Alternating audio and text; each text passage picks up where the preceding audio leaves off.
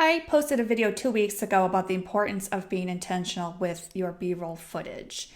And I wanted to follow up on that and talk a little bit about stock footage. So quickly, what is stock footage? If you did a quick Google search, you will find that there are just libraries upon libraries out there of various clips on anything you can possibly imagine or think of that just have been aggregated. And I know some people in the video world tend to throw stock footage under the bus as being inauthentic. And I just wanted to give you my 2 cents and tell you two examples of one where I think the use of stock footage is absolutely necessary, and the other where I actually think getting footage that is unique to you is absolutely essential.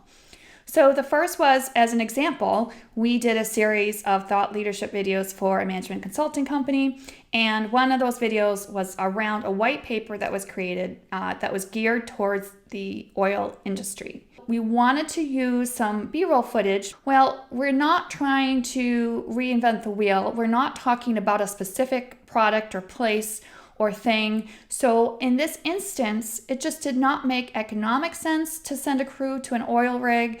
In this instance, since we're talking in general about the oil field, it was okay to use more generic stock footage that we could easily purchase and download from a stock footage library. Now, if this client had been an actual oil company and they wanted to promote either a new drill system or an oil rig or some new project or person or place or thing that they are working on, and that's what the video was about.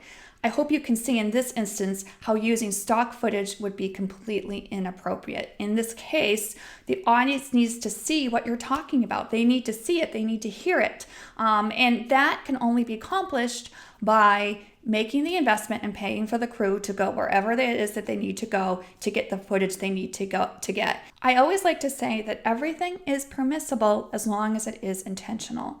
So whether you use stock footage in your video or you actually invest to have a crew come and get proprietary footage, I don't think there's a right or wrong answer.